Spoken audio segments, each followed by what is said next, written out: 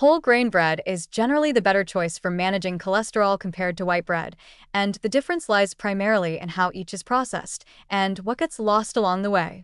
Whole grain bread is made from flour that contains all parts of the grain: the bran, germ, and endosperm. This preserves key nutrients such as fiber, B vitamins, magnesium, and phytochemicals that support cardiovascular health.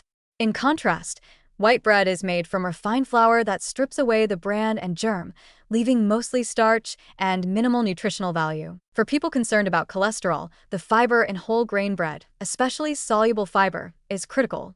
Soluble fiber binds to cholesterol in the digestive tract and helps carry it out of the body before it can enter the bloodstream. This can directly lower LDL, bad cholesterol levels. The bran component in whole grains also slows digestion, stabilizes blood sugar, and helps prevent insulin spikes, which is important since poor glycemic control and insulin resistance are often linked to higher triglycerides and worse cholesterol profiles. White bread, on the other hand, is rapidly digested and absorbed, causing blood sugar and insulin to spike. Over time, this can contribute to weight gain, metabolic dysfunction, and increased cardiovascular risk. Consuming refined grains like white bread regularly is associated with higher LDL cholesterol, lower HDL, good cholesterol, and more inflammatory markers in the body. In many ways, white bread offers little more than empty calories, and when eaten frequently, it can subtly but steadily damage heart health, especially in people already at risk. Still, even whole grain bread isn't automatically a healthy food if eaten in excess or chosen carelessly. Many products labeled whole grain or multigrain are highly processed and contain added sugars, refined flour blends, or sodium. Just because a bread is brown or has seeds doesn't mean it's truly whole grain. To maximize the benefit, it's important to check the ingredient list.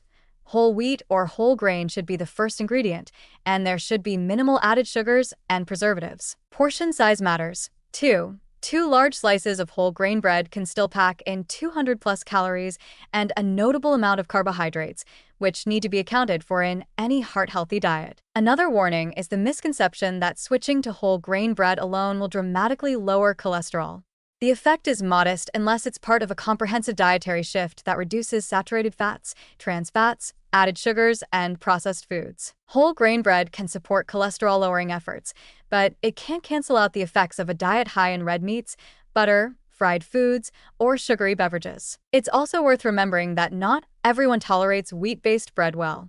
Some people with metabolic issues, autoimmune disorders, or digestive sensitivity may benefit more from other whole grain sources like oats, barley, quinoa, or rye. Alternatives made with sprouted grains or sourdough fermentation can sometimes offer better digestibility and more favorable impacts on blood sugar and lipid levels. In conclusion, whole grain bread is clearly superior to white bread for those trying to manage cholesterol and protect their heart. The added fiber, slower digestion, and nutrient density all contribute to a more favorable lipid profile. But this advantage can be undone if portion sizes are ignored, ingredients are poorly chosen, or it's consumed alongside other cholesterol-raising foods. Bread, whole grain or otherwise, should support a balanced, heart-healthy diet, not become a loophole for overindulgence. Used wisely, whole grain bread can be a helpful tool, but it must be one part of a bigger, intentional nutritional strategy.